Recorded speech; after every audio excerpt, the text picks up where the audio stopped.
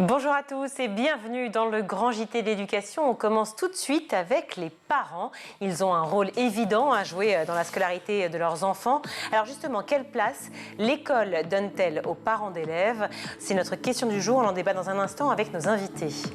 Alors que les jeunes sont parfois perdus quand il s'agit d'orientation, aujourd'hui nous allons vous parler d'un concours qui s'appelle « Je filme ma formation ».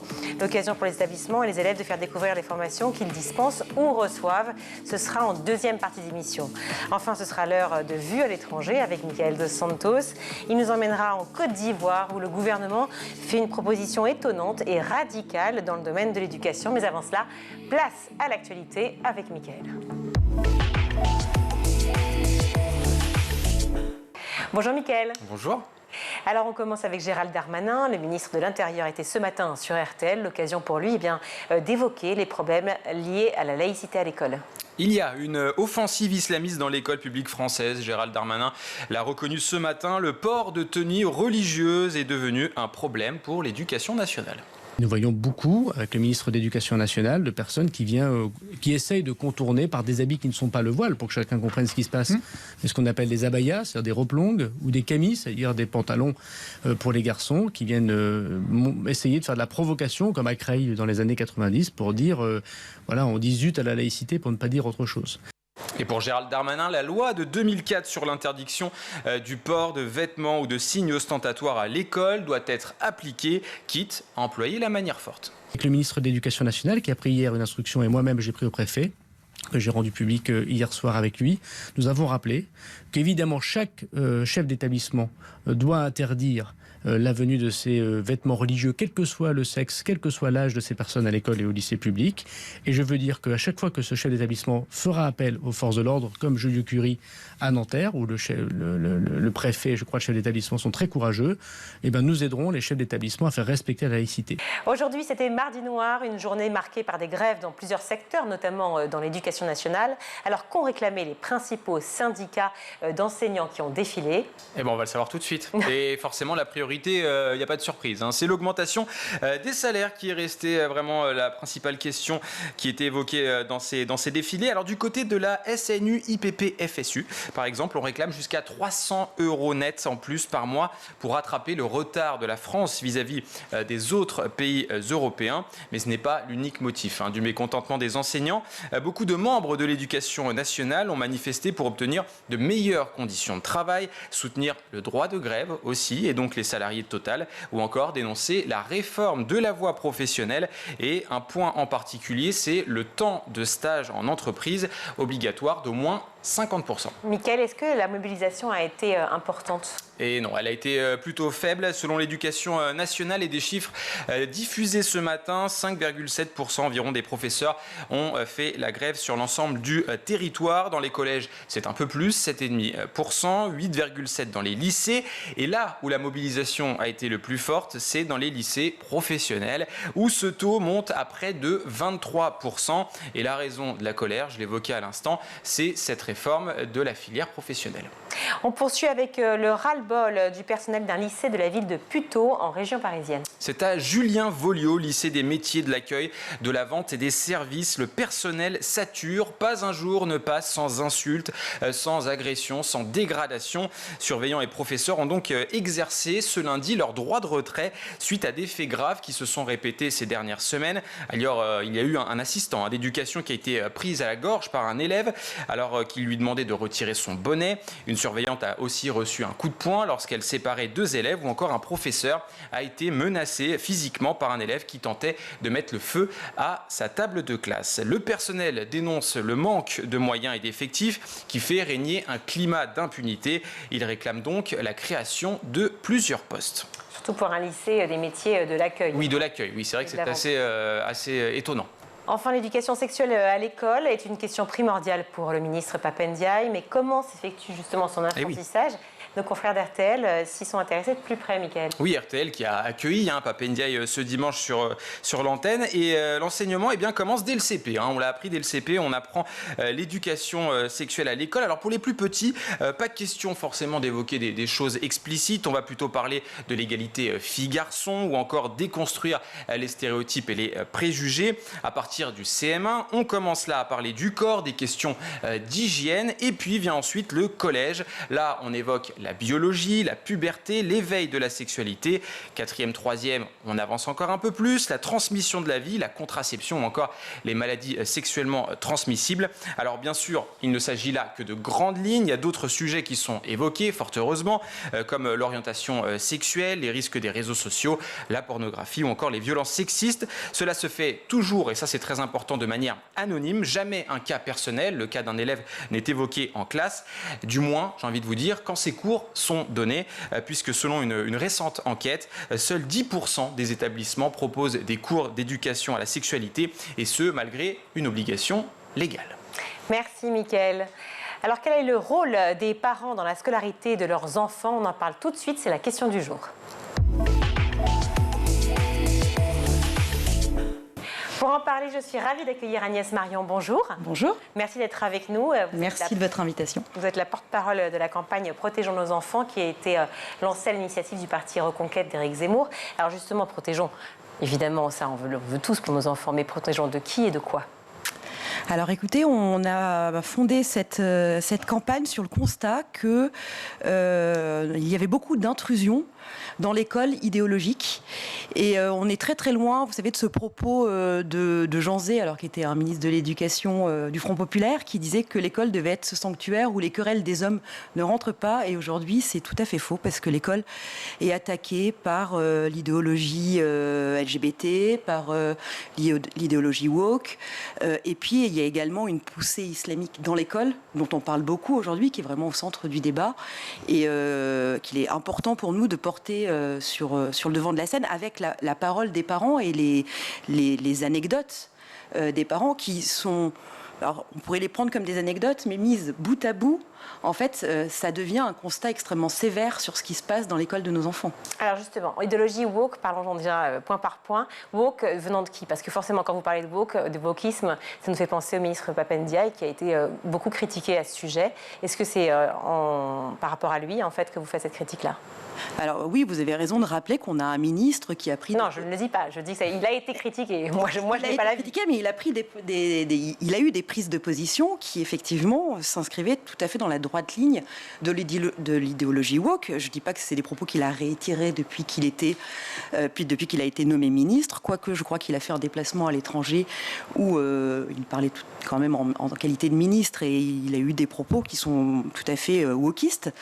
Mais il y a également beaucoup d'associations qui rentrent dans les écoles et qui mènent des ateliers, etc., pour éveiller les enfants. Et alors, en quoi ça vous choque? Parce que j'imagine que vous avez connu aussi des enfants qui, effectivement, se trouvaient dans une situation de difficulté de savoir quelle était leur position, leur peut-être genre, ou pourquoi pas, ou en tout cas leur attitude vis-à-vis de leurs camarades. Est-ce que vous pensez que c'est une façon justement de les enfermer ou de les ouvrir à une réflexion différente? En fait, je pense que l'école, elle doit faire du commun, et pour ça, en fait, il faut éviter d'être sur des sujets qui sont des idéologies. C'est-à-dire que on ne parle pas de connaissances, de savoir, etc. Et le premier rôle de l'école, c'est d'instruire les enfants. L'éducation des enfants, elle revient aux parents. Donc, comme parent, moi, j'ai pas du tout envie qu'on apprenne à mes enfants des idéologies auxquelles moi, je n'adhère pas. C'est pas pour ça que je les mets à l'école, c'est pour qu'ils soient inscrits. Et parallèlement, ce qui est dramatique, c'est que dans le même temps, en fait, le niveau de l'institution scolaire française s'effondre. On le voit dans tous les classements scolaires internationaux. La France est vraiment en régression. On n'est pas loin d'être les derniers sur un certain nombre de matières. C'est là-dessus qu'on attend le ministre de l'Éducation et toute l'institution scolaire part sur le fait de faire rentrer un certain nombre d'associations de propagande. Les enfants doivent pas être les jouets de la propagande propagande est instrumentalisée pour faire avancer d'autres combats. Quand vous parlez de propagande, effectivement, et de pensée wokiste, est-ce que c'est aussi au sein de l'école dont vous parlez de ces moments où on parle d'éducation sexuelle, par exemple, à l'école? Est-ce que c'est ces ateliers, si je puis dire, qui vous dérangent, ou est-ce que vous pensez que c'est utile, mais pas de cette manière-là?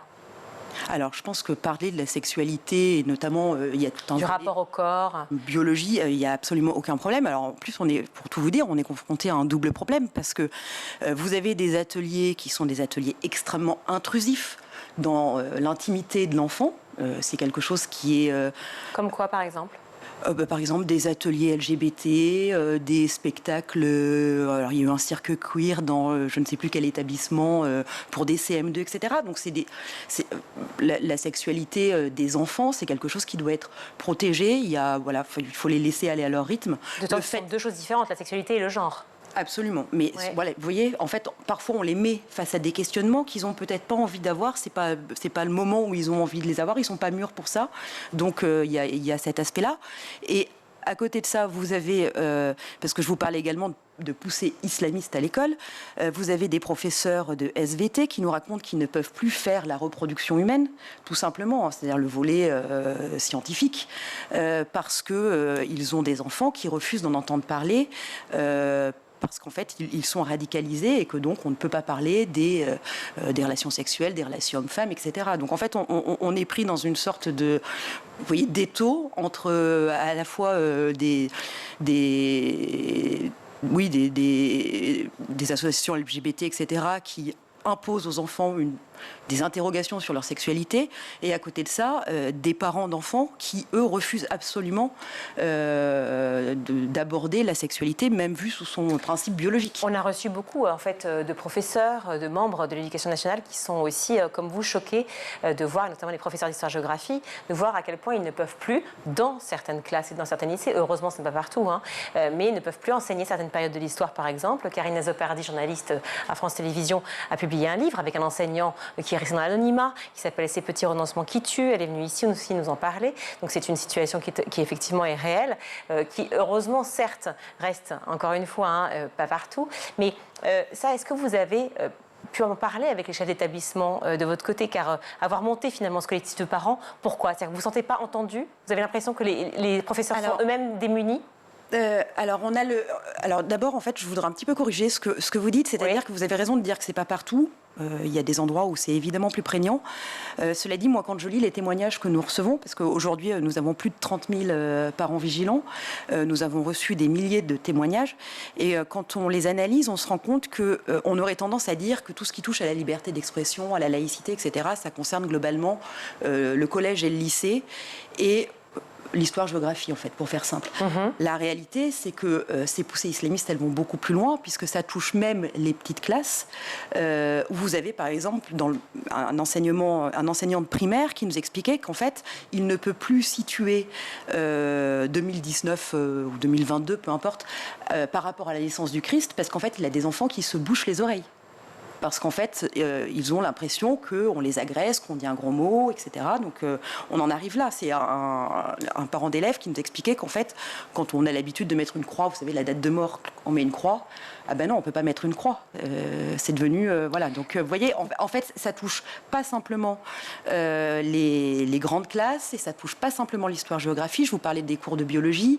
Ça va être les cours d'histoire, mais dans les petites classes. Ça va être beaucoup... Voilà, c'est très, très prégnant. Vous êtes porte-parole, je disais, de la campagne Protégeons nos enfants. Vous avez monté donc un collectif de parents. Et vous parlez de parents vigilants. Ça consiste en quoi, être parent vigilant? Ça consiste, avec ce constat que parfois, en fait, on est assez démunis par rapport à ce qui se passe dans la classe. On découvre un petit peu comme ça qu'il y a eu l'intrusion de telle association LGBT ou d'extrême gauche, etc., qui sont venus faire de la propagande auprès de nos enfants. Et finalement, on l'apprend toujours un peu par hasard. Et que les parents, entre eux, parfois, se choquent tout seuls en se disant... en fait, moi, je trouve ça un peu... ça me choque. Mais en fait, on n'a pas forcément le loisir d'en parler à d'autres parents. Il y a moins de sorties de... Vous savez, il y a moins de sorties de classe. Les mamans travaillent, les papas travaillent, etc. Donc, voilà, ils se voient moins. Et du coup, c'est pour aussi que les gens se disent, oui, mais c'est vrai, en fait, ça m'a choqué. Et j'ai raison d'être choquée parce qu'il y a un sujet. Mais vous êtes choqué par l'intrusion, justement, de ces associations ou de ces interventions extrême gauche. Mais vous représentez Reconquête d'Éric Zemmour, qui est plutôt assez à droite, on peut le dire clairement. Ouais. Est-ce qu'on pourrait aussi être choqué par l'intrusion, justement, de votre collectif Protégeons nos enfants au sein des écoles? Ah bah écoutez, jusqu'à présent, en fait, on n'intervient pas dans les écoles. Ah, très bien. D'accord. Voilà, donc vous intervenez auprès de qui, alors? Quel est l'intérêt? Auprès des parents. Auprès des parents pour qu'ils puissent dire ce qu'ils voient, ils puissent éventuellement avoir des actions suite à ce qu'ils voient. Par exemple, on a eu à Montauban les circulaires affichés sur la porte, sur les tableaux d'annonce de l'école qui étaient en français et en arabe. On a pu interpeller le recteur pour demander pourquoi, en fait, cette langue et seulement cette langue. Bien sûr. Vous avez entendu pour ça? Vous avez été entendu? Enfin, il y a eu une réponse? Alors, nous attendons la réponse du recteur. Donc, écoutez, s'il nous écoute... Alors dans ce cas de figure, vous avez effectivement une preuve, puisqu'on a vu cette affiche écrite en arabe. Mais est-ce que vous avez vérifié les autres témoignages des parents, les témoignages que vous recevez ? Alors, on les vérifie. Alors, parfois, ça reste des choses qu'on nous raconte. Vous ne pouvez pas, mais on a vu les... Ça veut dire que demain, je peux éventuellement poster un message où je raconte aussi une histoire créée de toutes pièces. Et vous pouvez également me montrer une photo de votre manuel scolaire ou de la photocopie que vous a passé votre professeur en écriture inclusive, par exemple. Non, mais s'il n'y a pas de preuve par l'image, c'est... Il y a des témoignages qui sont absolument sourcés avec, notamment, vous voyez, des photocopies. Alors, les manuels scolaires sont une mine. Pour... Ce que je voulais dire, c'est que vous échangez avec ces parents. Ah oui, bien sûr. Oui, bien sûr. L'idée, c'est de les réunir et puis, effectivement, de vérifier si c'est pas simplement des gens qui se font plaisir, mais je vous assure que ce ne sont pas des gens qui se font plaisir. Et pour avoir moi-même quelques enfants, 6 en l'espèce, je peux vous dire que je les ai vus, ces choses-là, donc elles existent. J'ai bien vu regarder, et encore une fois, je ne juge absolument pas, je suis journaliste. Mon but, c'est de bien comprendre, effectivement, le but de la campagne. J'ai bien regardé, effectivement, votre site et vous parlez aussi de la détestation de la France. Vous pouvez m'expliquer ce que vous voulez dire par là? Est-ce que vous avez ce sentiment est remonté par beaucoup de parents au sein, effectivement, de l'établissement? Non, notamment, alors là, pour le coup, c'est les cours d'histoire, très souvent, parfois de littérature, où la vision de la France est une vision qui est extrêmement sombre, où les Français sont des esclavagistes, des colonisateurs, etc. Je vous le disais, l'école, elle a aussi pour mission de faire des Français. Et je crois qu'en fait, on n'apprend pas à aimer son pays en commençant par le détester dans son héritage. On a beaucoup de choses, ces choses-là ont existé, très bien. Mais il n'y a pas que ça dans l'histoire de France. Il y a des pages magnifiques de l'histoire de France et qui peuvent, je crois aussi, sur des enfants, même des adolescents, à l'âge où on a besoin d'idéal, etc. Il y a des figures historiques, il y a des figures littéraires qui sont de nature à nourrir l'âme d'un enfant et à le construire pour toute sa vie et à en faire un homme structuré à terme. Alors, depuis le Covid, on a vu effectivement le rôle des parents qui était un rôle très important. Évidemment, quand on a eu nos enfants à la maison pendant tout ce temps, on a dû tenter de faire les cours à la maison. C'était très difficile. C'est à ce moment-là aussi qu'on a applaudi les infirmiers, on a aussi applaudi les profs. Puis tout d'un coup, les profs ne sont plus applaudis maintenant, ils sont souvent très critiqués. On les voit d'ailleurs, peu importe leur étiquette politique, quoi qu'il arrive, ils se plaignent de leur statut, la hausse des salaires, la reconnaissance des professeurs, etc. Est-ce que vous avez l'impression aussi que, du coup, les professeurs n'ont plus de poids, ne sont pas entendus? Est-ce que c'est pour ça que vous avez initié ce collectif de parents? Parce que c'est un peu du jamais vu, finalement, cette société où, tout d'un coup, les parents prennent tellement à cœur cette situation qu'ils en sont à se dire, c'est nous qui allons porter, en fait, la parole vers le je crois que les parents sont inquiets pour leur enfant, parce qu'en fait, finalement, quand on met son enfant à l'école, on le confie à des tiers pour le former, pour déléguer une partie de sa mission. Et du coup, je crois que les parents sont très inquiets vis-à-vis des professeurs. Quelque chose qui nous a beaucoup alertés, parce que par rebond, ça touche nos enfants. C'est effectivement toutes les pressions qu'ils peuvent recevoir, notamment vis-à-vis de l'islam, je le répète, c'est-à-dire qu'on a aussi, on apprend beaucoup de professeurs qui sont menacés de mort. Enfin, je veux dire, on est à 2 ans de l'anniversaire de l'égorgement, la décapitation même de Samuel Paty, et on s'aperçoit que là-dessus, le problème n'est absolument pas soldé, et on a encore des professeurs qui sont lâchés par leur hiérarchie quand ça commence à devenir trop houleux. C'est-à-dire qu'à partir du moment où ils commencent à parler à leur direction des problèmes qu'ils ont pu avoir avec certains enfants dans leur cours, par exemple, l'institution les lâche à partir du moment où il y a trop d'agitation de la part des familles. 313 atteintes à la laïcité pendant le mois de septembre, effectivement, pour le port de tenues religieuses ostentatoires à l'école. On en a reparlé d'ailleurs dans l'actualité tout à l'heure ensemble avec Mickaël. On voit que ce qui se passe notamment aussi au lycée Joliot-Curie, Nanterre, où les jeunes femmes portent la baya, où les garçons portent aussi les camis. C'est vrai que très souvent, ou même d'ailleurs des enfants portent des croix extrêmement marquantes. Ça arrive. Moi, j'en vois pas beaucoup des croix extrêmement marquantes. J'aimerais les peut-être que vous ne voulez pas les voir. Mais ça arrive aussi. Beaucoup que vous me montriez les photos. Ça arrive aussi. Vous les avez. Je vous invite à les passer tout de suite à l'antenne. Je ne suis pas sûre que vous trouviez les photos. Peut-être que le message ne passe pas de la même manière, car en fait, c'est ma question. C'est-à-dire qu'en fait, est-ce que pour vous aussi, finalement, ces vêtements, cette tenue délivrent un message plutôt que la tenue elle-même qui pose problème? Non, mais évidemment que cette tenue délivre un message. Et d'ailleurs, quand vous allez sur les réseaux sociaux et que vous regardez, parce qu'il y a des influenceurs islamistes derrière, et que c'est une stratégie des frères musulmans qui est complètement connue, c'est une vraie procédure de leur part. Vous vous rendez compte que voilà, ils sont là pour infuser dans l'école et demander. Et on n'est plus face à une volonté de séparatiste aujourd'hui. Ils ne demandent pas aux enfants et aux parents de scolariser leurs enfants dans des écoles coraniques à côté. Ils demandent vraiment de faire une offensive à l'intérieur de l'institution scolaire. Oui, mais comment les parents vont prendre ça à bras le corps? Et c'est ma dernière question, parce que finalement, comment faire pour que vous montez un collectif, c'est formidable, mais quel poids vous avez par rapport à l'école, par rapport aux enseignants? Oui, quelles vont être les initiatives? Je rebondis sur ce que vous dites, parce que effectivement, moi j'ai pu lire qu'il y a une pétition qui allait être transmise à Pape Ndiaye. On connaît les rapports entre Pape Ndiaye et les cadres du parti Reconquête. On imagine que s'il reçoit la pétition, il va peut-être pas mettre en application vos consignes. Et c'est ma dernière réponse. Alors, il serait bien bête de ne pas le faire, parce qu'en fait, il y a un certain nombre de réponses, et notamment, vous parlez des camis, des abayas, etc. L'uniforme à l'école, c'est déjà une réponse, honnêtement. Il a répondu déjà à ça sur RTL ce week-end, en disant que l'uniforme, on l'avait vu, ne servait à rien, ça n'empêchait pas. Oui, vous écoutez l'interview sur RTL. J'ai bien entendu, ça ne sert à rien. Ça n'a pas démontré, en tout cas, l'efficacité. Non, mais l'uniforme permet d'avoir... Je cite Pape Ndiaye. Oui, mais écoutez, Pape Ndiaye se trompe, je suis désolée de le dire, et je suis désolée de là-dessus d'en savoir plus qu'un ministre de l'Éducation. Mais il se trouve que l'uniforme a cette vertu de lisser l'apparence. Ça permet également, et ce n'est pas un petit sujet non plus, de virer cette espèce de course à l'échalote aux marques dont nos enfants sont extrêmement affectés. Ça, c'est sûr, mais ça n'enlèvera pas le voile, par exemple, qui vous pose problème. Non, mais le voile est interdit à l'école, ça c'est sûr. Mais du coup, les camis, ces abayas qui sont quand même une nouveauté, parce qu'avant on avait le problème du voile, et puis on voyait que quand même ça s'étend sur le corps des élèves. Enfin, c'est quand même. Donc en fait, il faudrait être plus clair sur ce qu'est une tenue en fait ostentatoire religieuse. Peut-être que c'est ça qu'il faut. Ah, mais bien sûr qu'il faut le faire, et puis il faut se dire que ces tenues-là sont des tenues d'offensive culturelle. Voilà. Juste vraiment une dernière question. J'entends effectivement le fait que vous fassiez des propositions, et je trouve ça très très bien, mais effectivement, si ces propositions ne mènent à rien, est-ce que vous, par la suite, est-ce que vous avez déjà envisagé d'autres opérations avec des parents, des manifestations? Je ne sais pas, je vous pose la question. Non, mais on a de plus en plus de parents qui nous rejoignent, qui nous sollicitent, qui s'engagent, qui nous livrent des témoignages.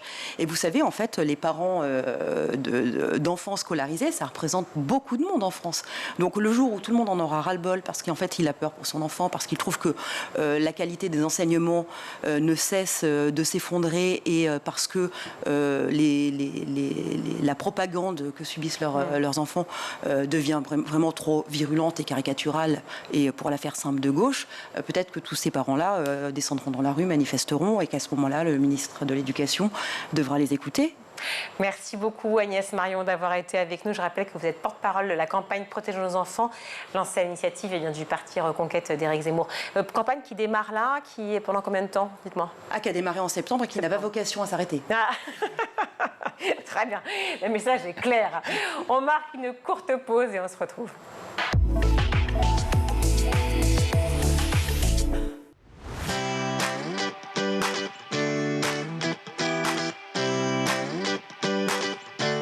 les matins, retrouvez Emmanuel Davidenkoff et son équipe dans la quotidienne. En compagnie d'un invité fil rouge, il vous propose des clés de compréhension et des pistes d'action en matière d'éducation. Vous venez de le dire, on parle d'intégration. Là, aujourd'hui, ce qu'il faudrait, c'est que l'inclusion se mette en place réellement. Parents, profs, élèves, élus, Patrice Boisfer vous donne la parole chaque jour dans le MAG pour aborder une thématique clé de l'éducation. L'idée, c'était de dire, vous pouvez le faire, c'est une volonté. Chaque jour, faites bouger le monde de l'éducation dans l'école du futur. Avec ses invités, Marjorie Paillon inspire vos enfants et les guide vers les métiers de demain. Le goût de l'effort qui est absolument nécessaire de développer chez un enfant, on peut le proposer avec un outil numérique. Tous les soirs dans le Grand JT, Virginie Guillaume débriefe de l'actualité du jour. Politiques et acteurs de l'éducation se questionnent sur l'avenir de nos enfants à l'école. Et j'espère qu'un jour, on y arrivera, le jour où on aura suffisamment un parcours de citoyenneté solide et qu'on aura donné aux jeunes de 16 ans la capacité de voter avec tous les outils dont ils ont besoin. Chaque semaine, Malika Ménard reçoit une personnalité qui se confie sur ses souvenirs d'écolier et sa vision de l'école d'aujourd'hui et de demain. Je vois du vert, je sais pas pourquoi. Non mais des plantes. En fait, je pense que j'aimerais qu'il y ait beaucoup plus de choses en pratique. Oui. Là, c'est mon école rêvée. Et la réalité? En réalité, ça va être des ordinateurs, des tablettes, du numérique. School TV, imaginons ensemble l'école de demain.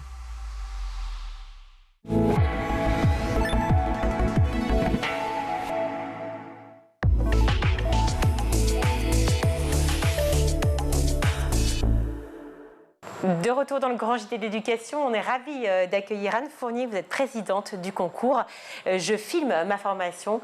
C'est vrai, qu'est-ce que je vais faire plus tard? Quelle formation choisir? On a beaucoup parlé de ce Grand JT. Évidemment, l'orientation est un casse-tête pour tous les élèves, mais aussi pour les parents.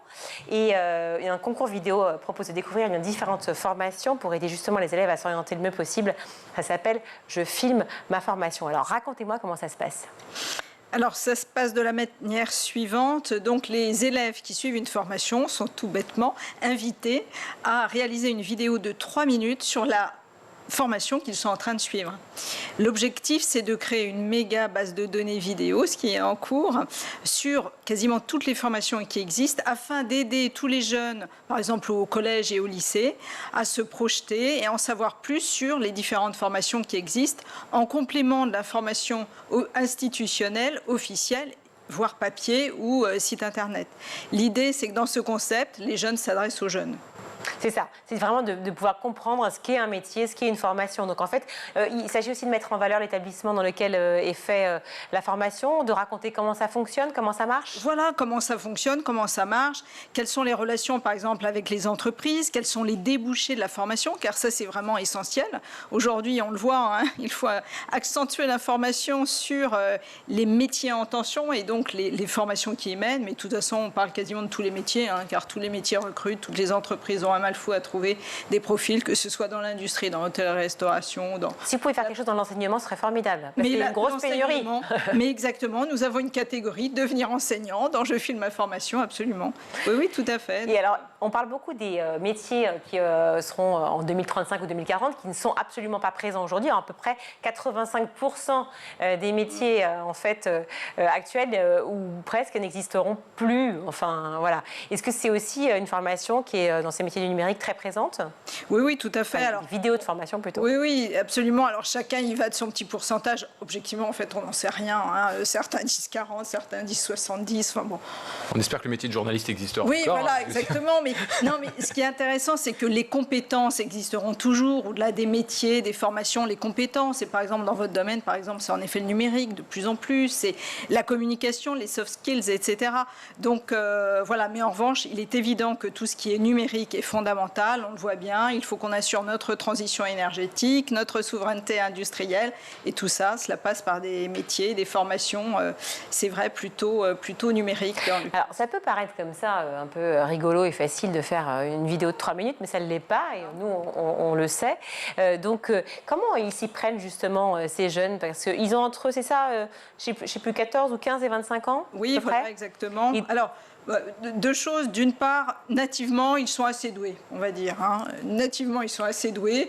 d'ailleurs de plus en plus doués d'une année sur l'autre, car ce concours existe depuis 6 ans, et d'une année sur l'autre, finalement, la qualité évolue énormément en bien. Et par exemple, maintenant, ils filment avec leur iPhone, hein, concrètement, ou leur mobile.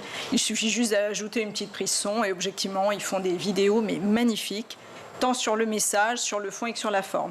Et d'autre part, nous les aidons évidemment, justement plutôt sur le fond, sur les messages, à construire une belle vidéo qui va attirer en effet l'attention du public. Et oui, parce que l'attention du public, c'est aussi l'attention de ceux qui vont recruter après. Voilà. Donc vous êtes en partenariat, je crois, sous le patronage du ministère de l'Éducation, du ministère de l'Enseignement supérieur, de la Recherche et du ministère du Travail. Donc on peut imaginer que ça débouche aussi sur soit un stage, soit une autre formation, soit carrément un job après. Absolument, c'est ce qui se passe quasiment tout le temps, c'est-à-dire à partir du moment où un jeune s'est intéressé à une formation ou un métier, entre dans une entreprise, surtout dans les métiers qui recrutent. Après, il suffit d'envoyer son CV et de se faire reconnaître pour trouver un stage, voire une alternance, voire un job. Et tous les ans, en effet, on a ce type de témoignage. Alors cette année, pour la 7e édition, le parrain, c'est Guillaume Pley. Le choix n'est pas un hasard. Hein. Les jeunes l'adorent, les vidéos cartonnent sur les réseaux. 14 millions de vues sur le QG. 14 millions de vues par QG, ouais, par émission. Donc les jeunes le connaissent bien. Et alors, comment vous êtes-il en tant que parrain? Qu'est-ce qu'il fait? En tant que parrain, eh bien, il nous prête un petit peu son image et surtout, c'est lui qui va déterminer de la vidéo lauréate. Donc, le clap de diamant, en l'occurrence, qui va être la consécration. Donc, puisqu'on fait des shows au Grand Rex à Paris, le plus grand cinéma d'Europe. Quand même, hein? On privatise le Grand Rex pour récompenser tous les lauréats. Et donc, c'est Guillaume qui intervient en finale pour féliciter le lauréat diamant qu'il aura évidemment lui-même sélectionné.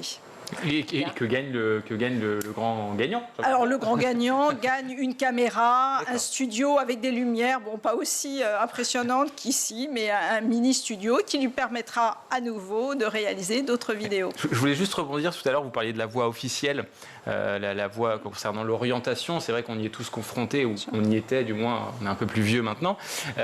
Votre concept, il est là pour compléter la voie officielle, ou au contraire peut-être la remplacer dans quelques années? Est-ce que vous en avez discuté avec le ministère de l'Éducation? Bien sûr, on est vraiment partenaire. Non, nous, l'objectif, c'est vraiment de compléter l'information institutionnelle qui a énormément de mérite, énormément de vertus, notamment à travers son exhaustivité. Hein. Par exemple, l'ONICEP présente les formations de manière très exhaustive. Et nous sommes à côté, c'est-à-dire sur une information justement non institutionnelle, mais beaucoup plus avec le mood des jeunes, enfin avec leurs sentiments, avec leur affectif, c'est ça que vous disent etc. les jeunes. Est-ce qu'ils vous disent pas finalement cette voie-là, elle est dépassée? Quand je vais voir ma conseillère d'orientation, c'est plus de mon époque finalement. C'est ce qui se passe un petit peu, mais d'un autre côté, les deux sont parfaitement complémentaires. Hein. Les deux sont complémentaires, donc c'est ça qui est intéressant. Et alors, est-ce que vous avez mesuré l'impact justement une fois que ces jeunes ont visionné les vidéos de tous les autres? Alors ça, c'est très difficile à quantifier. Alors nous, on a des témoignages, en revanche, tous les ans, bien sûr. Des témoignages, par exemple, je vous donne un exemple, ce sont toujours des anecdotes, hein, mais par exemple, lors de la cérémonie de remise des prix de Je filme le métier qui me plaît, un jeune a vu, puisque les meilleures vidéos sont diffusées, une vidéo sur le métier de soudeur, mais en profondeur, c'est-à-dire le métier de scaphandrier pour réparer les câbles sous-marins. Et donc, un film magnifique qui a été fait. Et ce jeune, justement, est en Polynésie, est passionné de plongée. Il est sorti de là en disant, voilà, je sais ce que je veux faire. Et on l'a retrouvé, en fait, après, vraiment par inadvertance. Il nous a dit, mais moi, maintenant, je sais ce que je veux faire grâce à ces films. Bon, voilà, c'est ça. Mais il y a aussi d'autres histoires qui sont, par exemple, des jeunes qui ont réalisé un film sur la pâtisserie. Ils n'étaient pas très emballés. Et finalement, un des jeunes s'est rendu compte que lui, ce qu'il aimait faire avec sa maman, ils étaient en décrochage scolaire. Ce qu'il aimait faire avec sa maman, c'était les gâteaux. Et il s'est, évidemment, c'est après engagé dans la voie. Alors, vous différenciez justement la formation du métier, parce qu'effectivement, ce n'est pas la même chose que d'apprendre effectivement à être soudeur pour des câbles sous-marins, que effectivement d'exercer des métiers. Donc, ce sont des choses différentes. Oui, nous avons organisé en fait 2 concours. Le premier, chronologiquement, c'est Je filme le métier qui me plaît. Donc là, les jeunes sont invités à filmer un métier qu'ils voudraient connaître ou qu'ils pensent connaître. On s'est marié pour ce faire avec le monde du cinéma, c'est-à-dire on fait toujours toujours une remise des prix à nouveau au Grand Rex. On privatise le Grand Rex pendant une journée. Vous allez à Cannes bientôt, peut-être vous, non? Oui, alors, pour parler de Cannes, par exemple... Tapis rouge. Mais oui, on a eu Costa Gavras comme président du jury pendant 2 ans.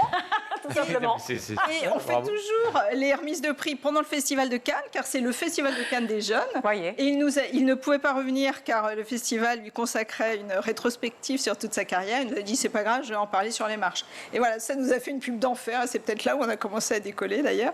Mais le milieu du cinéma nous rejoint, parce que tous les ans, on a des président de jury emblématique. Il y a 4 ans, c'était Jean Dujardin, qui a été un président magnifique, engagé, etc. Après, Claude Lelouch.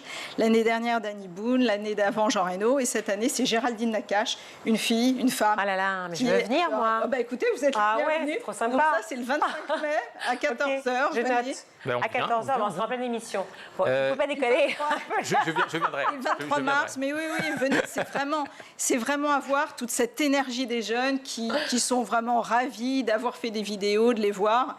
Et c'est là où on se dit que l'avenir, en fait, est très, très rose avec tous ces jeunes qui sont prêts à s'investir dans des métiers et des formations. Motivés et puis surtout faire partager, transmettre, en fait, l'amour effectivement de leur métier, de leur passion. Et voilà. Et puis surtout de se prêter au jeu de film, hein, parce que c'est pas facile d'écrire une trame, de la filmer, de la monter, etc. Donc, bravo Anne Fournier, merci beaucoup. Donc, présidente du concours Je filme ma formation. Et c'est Je filme mon métier, c'est comme ça que ça s'appelle aussi. Hein. Et c'est Je filme le métier qui me plaît.tv. Je filme le métier qui me plaît, voilà. Donc, on va quoi sur le site directement? Oui, absolument. On va sur le site Je filme le métier qui me plaît.tv, puis Je filme ma formation.tv.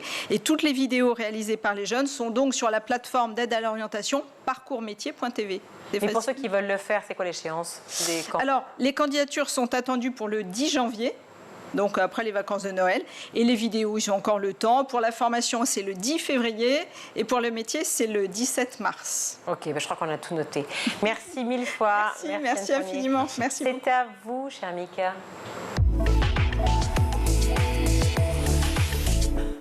Alors Mickaël, on voyage avec vous car on part aujourd'hui en Côte d'Ivoire où le gouvernement a fait une proposition pour le moins étonnante en matière d'éducation. Oui, et la mesure a été validée par les professeurs ivoiriens. Elle vise à remonter le niveau et inciter les élèves à travailler.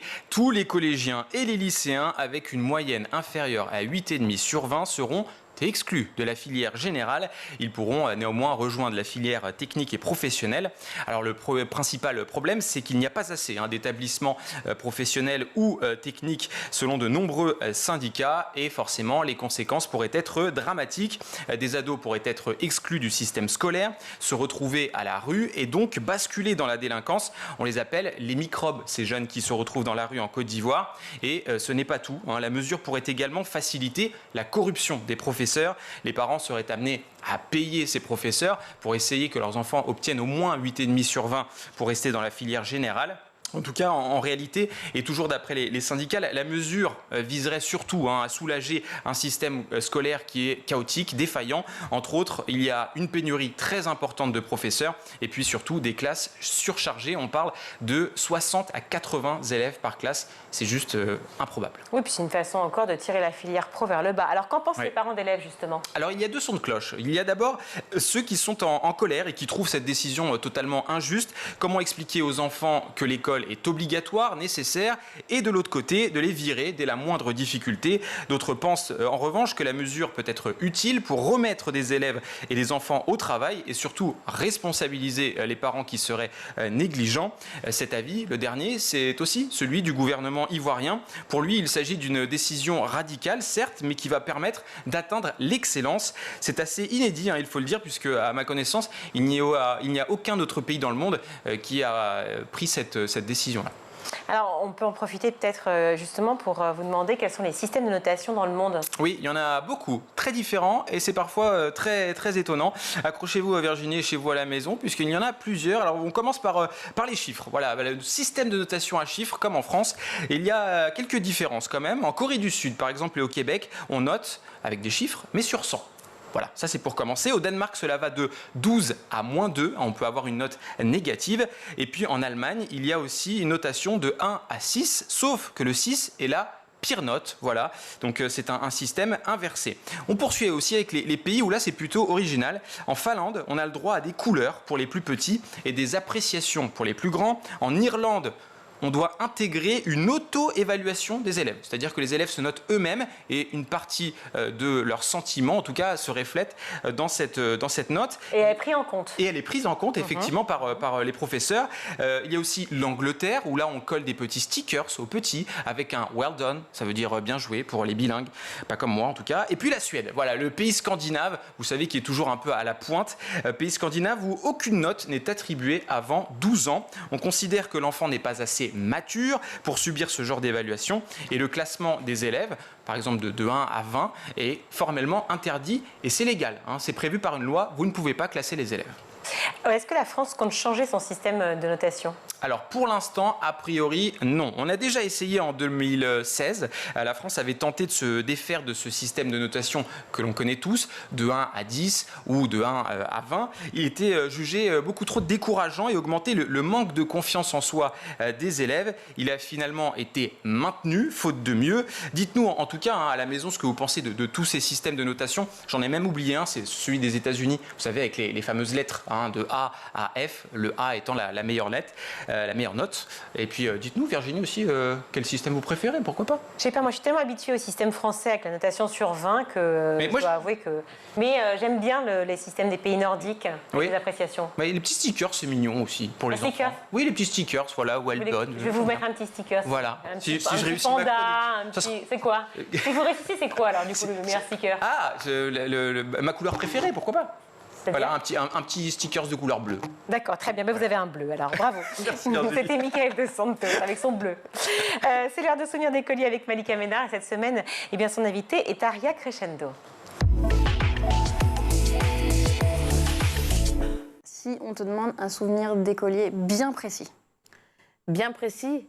Drôle, alors, triste, alors très drôle. Donc du coup, donc je vous ai dit, j'ai changé de collège tous les ans. Donc à un moment donné, comme il n'y avait plus de collège à faire à Narbonne, on m'a mis dans l'école catholique avec les nonnes. Les nonnes, c'est ça, on dit ça comme ça. Oui. Et du coup, écoute, figure-toi qu'il y avait les bonnes sœurs. Donc il y avait des barreaux dans les classes. Ouais. Et figure-toi que j'ai cassé les barreaux. J'étais en demi-pension, moi je voulais m'échapper. Et t'as quel âge? Je sais pas, 13 ans, 12 ans, je sais pas, j'ai toujours fait le... Tu les as cassés avec quoi? Tu sais, je grattais et tout, il y en a un qui bougeait et du coup, je me suis échappée du collège en passant par les... Non, une psychopathe, je te dis, j'étais vraiment intenable. Je faisais des fugues En fait, toi, tu voulais tout sauf être à l'école, quoi. Voilà, c'est ça. Voilà, c'est ça. En fait, mon rêve, c'était de conquérir du monde et être sur scène et faire rire les gens, voilà. Est-ce que malgré tout, il y a un prof qui t'a marqué? Tu sais quoi, je pense que ça a été ça le problème. C'est que j'ai pas eu de profs qui m'ont marqué. Donc, du coup, si t'as pas un prof qui t'inspire, t'as pas envie. Tu sais, en fait, j'ai toujours l'impression que les profs, ils étaient là parce qu'ils étaient blasés et que. Mais enfin, j'ai pas eu de chance, quoi. Voilà, parce que souvent, des gens se disent, voilà, mon prof. Moi, le seul prof qui m'a marqué, qui me marque toujours, c'est ma maman. Parce que du coup, c'est avec elle que je faisais les devoirs de l'école. Voilà. Tu dirais quand même que ta matière préférée, du coup, c'est les maths ou même pas? Je dirais que c'est les maths. Je pourrais dire la musique, bien sûr, puisque voilà, aussi, c'est vrai la musique, les maths, le sport en général, j'aime bien. Voilà. T'as arrêté les études jeune? Ouais. Parce que t'as été repérée? Oui, parce que du coup, mon rêve, c'était d'être sur scène. Donc, à 15 ans, je suis arrivée sur Paris. Ta mère, elle te laisse partir? Écoute, oui, elle m'a laissé partir parce que ma mère, elle n'avait pas le choix. Oui, t'avais l'air de faire ce que tu voulais, quoi, clairement. En fait, c'est pas ça. C'est que ma mère, elle a toujours été mon soutien number one, tu vois. C'est ma fan numéro 1. T'as des frères et sœurs? Non, je suis fille unique, malheureusement. C'est pour ça que je rêve d'une grande famille. Mais non, j'étais toujours... en fait, c'était ma fan numéro 1, ma mère. Donc, elle m'a toujours soutenue. Donc, quand je lui ai dit, je veux être sur scène, je veux réaliser mes rêves. Donc, comme j'avais fait une école artistique, de chant, danse et théâtre. Elle m'a dit, vas-y, vis tes rêves. Et j'avais une copine qui faisait du mannequinat qui m'a dit, je t'héberge. Donc je dis, vas-y, on se lance dans l'aventure. Et j'ai commencé à chanter dans des piano-bars, de la musique italienne. Parce que voilà, j'adorais Laura Pausini, je sais pas si tu connais. Bien sûr. Et voilà, donc du coup, j'adorais toutes ces choses-là. Et je me suis mis à chanter. On m'a repérée justement dans un piano-bar où je chantais à Porte-Maillot. D'accord. Donc voilà, rien à voir. J'avais une petite frange et tout. Et puis on m'a dit, mais tu sais, ils auditionnent au Crazy Horse. T'as trop une prestance de fou sur scène. Tu devrais trop aller auditionner. Donc à ce moment-là, tu savais pas que tu dansais bien alors? Non, j'avais fait de la danse, mais après, tu sais, j'aimais être sur scène. Donc que ça soit du chant, du théâtre ou de la musique ou de la danse. J'étais pas la meilleure danseuse, hein. J'étais pas du tout en danseuse classique puisque ma mère elle a essayé la danse classique quand j'étais plus jeune. Et encore une fois, il y avait trop de discipline pour moi, donc on m'a mis dehors. Toi, il faut que tu sois libre. C'est ça, en fait. J'aime pas qu'on me dise quoi faire. j'aime pas, c'était un gros problème à l'époque quand j'étais jeune, c'était impossible. Si on me disait, je faisais le contraire juste pour faire chier, tu vois. Et du coup, j'étais la rebelle du truc. Tu vas faire pareil avec tes enfants? Écoute, le truc, c'est dur maintenant que j'ai des enfants, tu vois, comment je gère ça? J'ai envie de leur laisser la liberté de choisir ce qu'ils veulent, tout en les dirigeant, tu vois, en essayant qu'ils essaient plein de choses, voilà, et puis qu'ils trouvent leur passion. Mais c'est libre mais cadré. Libre mais cadré, ouais, parce que quand même, je dis à ma mère des fois, putain, mais t'es folle, tu m'as laissé partir. Mais heureusement que, en fait, tu sais quoi, le truc avec moi, c'est que j'ai toujours su ce que je voulais faire. Donc, tu sais, quand t'as des doutes, tu lui as donné confiance, en fait. Elle avait confiance en toi. C'est ça. C'est-à-dire qu'elle avait grave confiance et elle s'est dit, elle est capable de faire. Et comme elle m'a fait confiance, moi, j'avais confiance en moi. Et du coup, j'étais capable de tout. C'est pour ça que je vous dis, les parents, c'est quand même hyper important parce que c'est eux, s'ils vous mettent des doutes en disant, je suis pas sûre que tu puisses faire ça ou nanana, du coup, toi-même, tu doutes, tu vois. C'est la fin de ce numéro. On se retrouve demain, toujours en compagnie d'Aria Crescendo pour la suite de Souvenirs d'écoliers. À demain. Merci Malika et à demain. Maintenant, c'est le meilleur de School TV avec le ZAP. Dans quelle mesure il faudrait que justement la langue des signes soit, en tout cas des initiations, soit renseignée à la maternelle? C'est important effectivement de s'ouvrir à la langue des signes, de s'ouvrir, mais pas que à la langue des signes, c'est-à-dire aussi à tout l'univers qui va autour, le handicap. Qu'est-ce que le handicap? De la surdité, les personnes sourdes. Il y a différents types de surdité. La surdité légère, moyenne, profonde, totale. Donc tout ça, c'est important aussi de savoir qu'une personne sourde n'a pas forcément la même surdité qu'une autre personne sourde. Elle n'a pas forcément non plus les mêmes besoins. Mais la langue des signes est aussi importante que chaque personne puisse avoir accès à cette langue pour pouvoir communiquer du mieux qu'elle peut. Il faudrait apprendre la langue des signes en maternelle pour, j'imagine, sensibiliser à la surdité, mais sensibiliser peut-être de manière plus générale au handicap? Alors oui, c'est important de sensibiliser au handicap et de sensibiliser à la langue des signes, donner quelques bases, mais ce qu'il faudrait vraiment, c'est la langue des signes pour les enfants sourds. Ça, c'est vraiment le véritable combat qu'il y a derrière tout ça, c'est de pouvoir amener la langue des signes aux enfants sourds dont les parents font ce choix-là en langue d'éducation. Et il faudrait quoi? Il faudrait des écoles avec des professeurs bilingues ou des professeurs sourds. Il faudrait des systèmes avec beaucoup plus d'interprètes dans les écoles. Tout ce système-là. On parle de quelle offre aujourd'hui? Et c'est quelque chose qui est tout ridicule. Il y a très peu d'établissements qui sont établissements bilingues, français et langue des signes. Il y en a quelques-uns en France, mais beaucoup ont fermé. Voilà, il y a besoin vraiment de relever tout ça et de rendre la langue des signes accessible, en premier aux enfants sourds et après à tous les enfants. Alors c'est intéressant parce que école éthique, on a envie de l'interpréter là en 2022 plutôt sur ses valeurs, en l'occurrence, qu'elle peut transmettre. Est-ce qu'une école éthique, sans H pour le coup au début du mot, est possible? Est-ce qu'une tech éthique est possible tout court? Aujourd'hui, on a envie de parler de technologie plus engagée, de technologie plus responsable, mais ça veut dire quoi d'abord exactement aller vers ce type d'environnement et d'écosystème, Muriel? Ça veut dire qu'on n'a pas le choix déjà et que ça se révèle à nous comme une évidence, j'allais presque dire. On connaît, et notamment depuis l'accélération de ces dernières années avec la pandémie du Covid, une accélération en matière des nouvelles technologies dans le domaine de l'information. Tout l'art sera d'abord de dédramatiser les nouvelles technologies, sera de savoir les utiliser justement et avec éthique, et surtout transmettre ce savoir et la connaissance aux apprenants, c'est-à-dire aux étudiants, mais également aux collaborateurs des entreprises, d'où la responsabilité collective à l'échelle, je dirais, déjà nationale, en tant que société éthique dans la transmission du savoir et de la connaissance, idem à l'éducation nationale et à l'enseignement supérieur et à la recherche, mais aussi dans les entreprises. Et aujourd'hui, la notion de valeur dans les entreprises, tant la valeur des collaborateurs en termes de comment j'accélère et je monte à l'échelle et je nourris mes collaborateurs pour pouvoir la faire gagner en expertise et en compétences, comment aussi les faire rester dans l'entreprise, parce que tout l'art est de recruter des talents pour une entreprise, mais aussi de les pérenniser dans l'entreprise, et comment effectivement je leur octroie un terrain de jeu en termes de formation pluridisciplinaire autour des sujets bien évidemment qui couvrent les champs les plus pointus des grandes transformations que nous sommes en train de vivre, et toujours avec une dimension inclusive, parce que l'éducation concerne tous, et tous nous devons miser pour le progrès et une société réparée, et évidemment très décilotée, très transverse, très hybride. C'est exactement le cas de OnePoint, qui est une entreprise aussi école, une entreprise éclairante, innovante, mais aussi une entreprise apprenante. Clara, Irina l'a évoqué effectivement dans sa chronique. C'est quoi un enseignement bilingue ? C'est un enseignement, en fait, on va partir de la base, c'est qu'un enfant sourd profond qui n'entend pas le français ne peut pas acquérir une langue, tout simplement. Donc hier, aujourd'hui, demain, déjà, pour lui, c'est un peu inconnu. Donc la base, ce serait de lui permettre l'accessibilité à la langue des signes qui est visuelle, une langue visuelle, qui lui permet de comprendre des concepts que n'importe quel enfant ou bébé a dès le début. Et l'enseignement bilingue, ça va être aussi d'enseigner le français, parce que nous sommes en France, il y a beaucoup d'écrits, il y a beaucoup d'oral.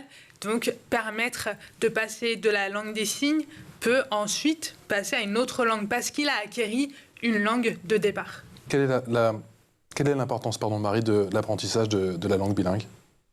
L'apprentissage de ce bilinguisme chez l'enfant va lui permettre de comprendre tous les concepts, de se construire, de se lier à autrui, de pouvoir vraiment se construire, parce qu'on observe sur le terrain, moi je l'ai beaucoup observé, des enfants qui se construisent sans langue.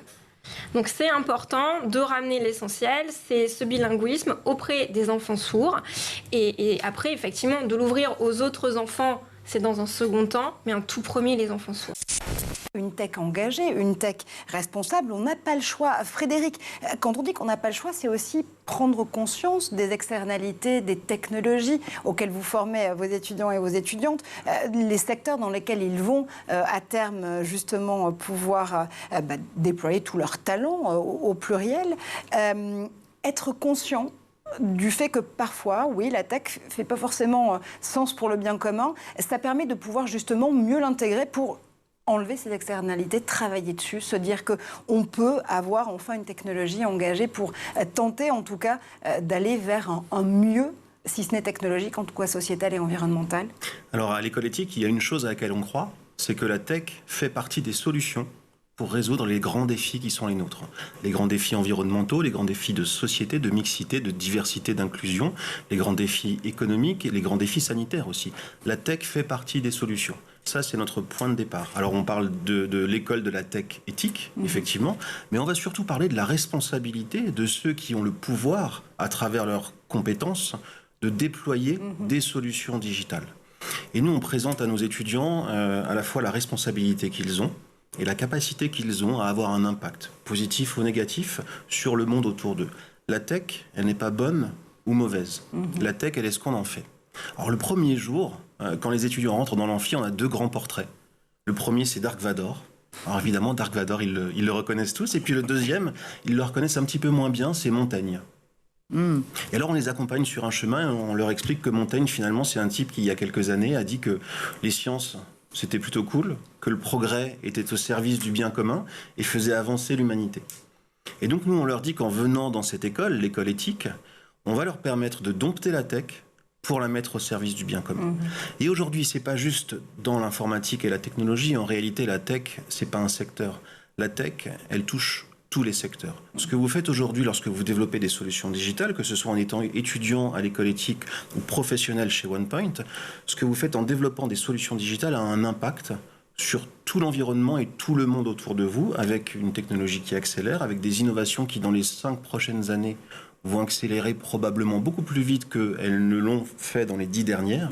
Et on insiste beaucoup sur la responsabilité individuelle de ceux qui ont le pouvoir de dompter la tech pour la mettre au service du bien commun. Avec tout grand pouvoir vient une grande responsabilité. Très clairement, je crois qu'aujourd'hui, on est une génération de parents où c'est vraiment compliqué d'être parent. On a beaucoup d'options éducatives. Donc, j'ai commencé tout simplement à me documenter et j'ai commencé à lire les livres de Maria Montessori. Et je les ai trouvés saisissants, si bien que voilà, je me suis formée et ce fut une telle passion que j'ai choisi d'en faire un vrai métier, une entreprise, avec cette idée que les jeunes générations sont confrontées au numérique tous les jours et que finalement il y a peu de supports pour leur permettre de prendre du recul, de développer leur culture générale, développer leur esprit critique. Et donc voilà, j'ai eu envie de leur proposer ces supports, des bulles de déconnexion, donc sans écran, pour qu'effectivement... Voilà, parce que c'est ça qui est génial dans votre dispositif. Alors, c'est pas le seul, je crois qu'il en existe un petit peu partout dans le monde, mais c'est du unplug, c'est-à-dire c'est du débranché. On va apprendre les secrets finalement de la science informatique, plus que du numérique, et de l'algorithmie, sans écran. Oui, absolument. La dernière statistique, là, c'est 16 heures par semaine derrière un écran pour les enfants de 1 à 6 ans. Coloris leur offre 1 heure par semaine pour réfléchir à tout ça. Ouais. Et donc, effectivement, ils vont à la fois faire de la logique informatique, donc vraiment manipuler les concepts tels que les algorithmes, le système binaire. Avec des petits exercices, parce que quand vous dites comme ça, moi j'ai l'impression de me retrouver dans une école d'ingé. Mais en fait, c'est des petits jeux, des activités, c'est ça. Alors, on est sur du temps périscolaire de loisirs et on est vraiment dans une posture de loisirs. Les enfants s'amusent, ils découvrent des livres, ils découvrent des coloriages, des découpages, des collages, où effectivement, ils vont manipuler ces notions. Un algorithme, c'est une suite d'instructions précises. Voilà. On peut proposer ce concept de plein de manières différentes sans écran. Qui de mieux placé que vous, professeur documentaliste, pour voir ce que les élèves, et donc dans votre cas les collégiens, aiment lire. Et on sait que les ados lisent beaucoup de mangas. Et vous avez voulu, on en parlait l'autre jour ici même, et vous dites, tiens, je vais vérifier. Vous avez ouvert le logiciel magique et... Eh bien oui. Eh bien oui. Oui. Quand je dis logiciel magique, c'est le logiciel de prêt. C'est ça, qui s'appelle BCDI, exactement. Et donc j'ai regardé ce qui a été le plus emprunté l'année dernière, et c'est bien un manga, et c'est Demon Slayer. Donc Demon Slayer, c'est un manga qui a été imaginé par Koyoharu Kotoge, donc une japonaise, et donc il a été le plus emprunté l'année dernière. Et alors son succès dépasse le cadre du Collège Maurice Utrio, puisque c'est le manga qui s'est le plus vendu au Japon en 2019 et 2020. Pour les personnes comme moi qui vivent dans une grotte, Demon Slayer, c'est quoi? Eh bien, c'est une histoire typique de choses. J'aime bien ce petit rire, genre ouais, il vit dans une grotte en fait. C'est marrant qu'il ose le dire quand même. On a une histoire typique de shonen avec un héros qui s'entraîne et qui progresse vers un but ultime. Alors, ça se passe à quelle époque d'ailleurs? Ça se passe au début du XXe siècle, donc au Japon. Le héros s'appelle Tanjiro, il a 17 ans et un jour sa famille se fait soudainement massacrer, à l'exception de sa sœur qui devient morte vivante, assoiffée de sang humain. Oui, les adolescents adorent. Donc Tanjiro commence une grande quête. Et voilà, exactement. Il part à la recherche d'un remède pour sauver sa sœur et pour sauver le monde de tous ces démons, d'où le titre Demon Slayer. Alors c'est une série assez courte, qui fait que 23 tomes, enfin assez courte. Une paille. Non mais je pense à One Piece. One Piece, on en est au 102e tome. Là, c'est terminé, 23 tomes, et le dernier tome est paru en France en août 2022. Vous qui les connaissez bien, est-ce que vous avez une hypothèse sur les raisons pour lesquelles les ados adorent cette série? Alors je pense, et puis je les ai interrogés, les adolescents. Alors ils aiment beaucoup ce héros, Tanjiro, justement, qui apparaît un peu comme un personnage faillible. Au début, on le voit perdre, on le voit pleurer. Donc les adolescents peuvent facilement s'identifier. Et puis c'est un héros qui... son but ultime, c'est de sauver sa sœur. Donc c'est vraiment l'amour de sa famille qui le pousse, et c'est pas juste devenir le meilleur. C'est la fin de ce grand JT. Merci, Mickaël. Merci. On se retrouve quand, Mickaël? Demain, et je viendrai avec mes petits stickers. D'accord, voilà. Mais un bleu et un rouge au cas où. Ça sera un bleu pour vous, Virginie. Toujours la meilleure note. Retrouvez-nous évidemment sur les réseaux sociaux. Vous nous écrivez, on vous répond. Canal 247 sur les Freebox. SchoolTV.com. Aujourd'hui, à la réalisation, c'est Théo Boscar. Au son, Héloïse Merlin. Agathe Delannoy et Emma Guessel à la rédac. Et Colline Hamel au maquillage. Merci à tous. Bonne soirée.